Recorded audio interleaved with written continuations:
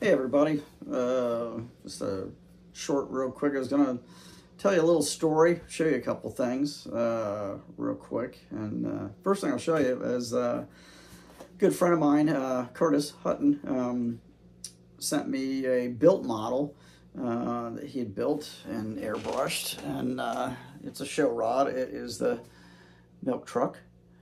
I think these were, this was a reissue by Daihatsu, I think is how they pronounce it, because this one says Japan on the bottom of it.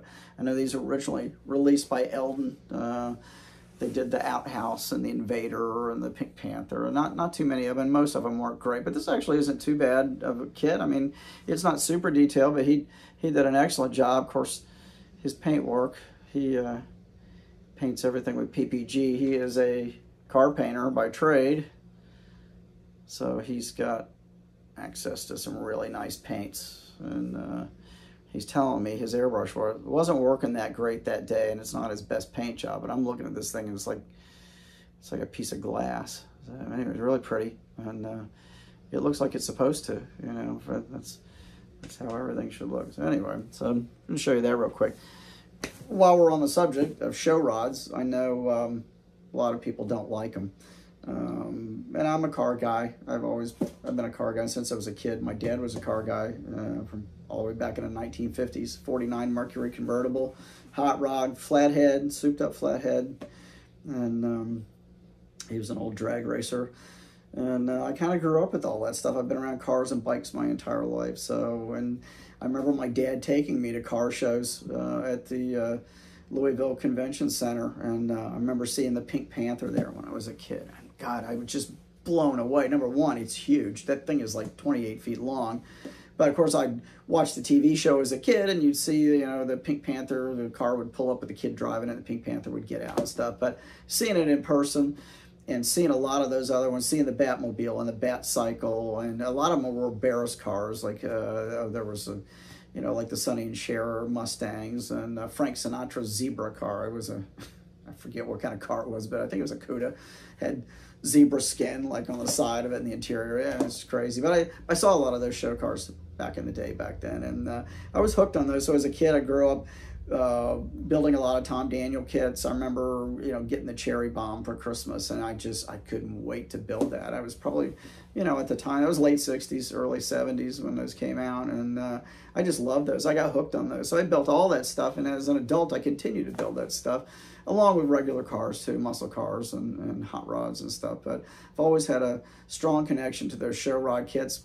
Later in life, when I was probably, I guess it was about 12. We moved to Florida permanently when I was 11, and so about 12, and I was surfing already. And my parents had a little house up in Daytona Beach. There was 8 houses from Atlantic Avenue, right on a beach approach. So I could stand in the front yard and check the waves, and I'd usually get my surfboard and walk down the street straight to the beach and go surfing all day. And about halfway down the street, there was a house kind of set up on a little bit of a hill. The hill kind of dropped down to the sidewalk. And there was this big German Shepherd always sitting at the top of this hill. And he'd have these squishy rubber balls, and he would wait till I got about a foot from him, and he would drop the ball. It would roll down the hill and across the sidewalk because he wanted me to pick it up and throw it for him. And so I ended up kind of befriending this dog and his owner, Mrs. Anderson, and she didn't invite me in. She had a little floor room out front there, a screened-in porch, and she had all these built model kits out there on these shelves, and her brother had built them as an adult. Most of them were not painted or detailed, but it was a lot of these show rod kits, and they were all in disrepair. So I told her I built models and I'd fix them for her. So one by one, I took all those home and cleaned them all up, got all the dirt and dust off them, repaired everything, and brought them back to her, and eventually finished them all. So when I finished, she gave me a model kit, and what she gave me was this, which I just picked this up. This is a reissue from the Retro Deluxe reissue, and it was a little hot dogger, and which was one of the models that I actually fixed for her that was in that collection of models. And I was so stoked. It was just so nice, you know, and I remember building that. I just loved the thing. And even years after the model was gone, I still had the little droopy dog, you know, comes with it. I hung on to him for whatever reason. It was like my King Chopper. I had that vulture off of it.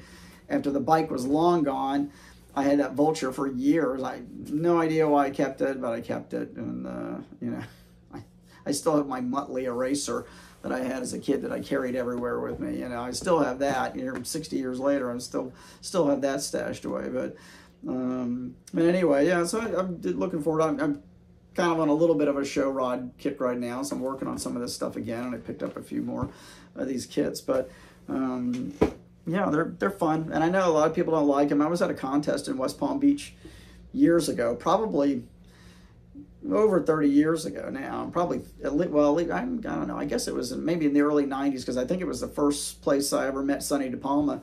And the theme of this model contest was show rods, and I think we saw it advertised in Scale Auto. So a bunch of us packed it down there, because I have a couple of friends here in town that also like building and stuff. And we got down there, and there was a nice mix of models. There's some great builds down there. And then there was, of course, I brought a ton of stuff with me. And I did meet Sonny, had come and just displayed some of his stuff. I had first seen Sonny's work in Scale Auto, I think back in the late 80s, his 12th scale 57 Chevy, and I was blown away. And then when I found out that was him, I got introduced to him by one of the guys putting on the show, found out that was Sonny, got to talk to him, got to meet him, and we struck up a friendship, and we were friends from then on.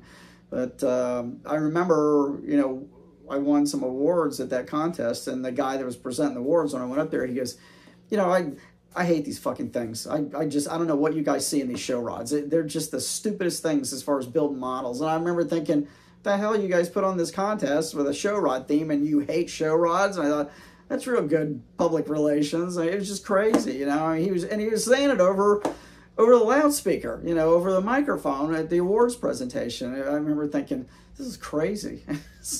And we've been to a few contests down there before that. I think that was the last time we went, because I was like, this is ridiculous. I'm not gonna go down there, and I don't do contests anymore. Anyway, those were probably some of the very last contests that I did.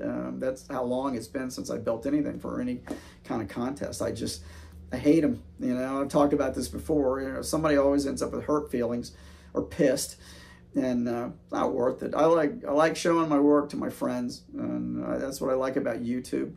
Getting to share work, and we all kind of compare notes and bounce off of each other about different models and stuff. So that's the fun part of it. But anyway, I thought I'd share that story about the little hot dogger with you anyway. And yeah, so I watched for a few of those kits. I'll be building other things though too this year. I got a whole bunch of stuff on the burners there that are started and waiting to be painted or in some form of primer or paint. So I'm getting there. So keep watching, and I'll talk to you again soon. All right. Thanks for tuning in. Take it easy.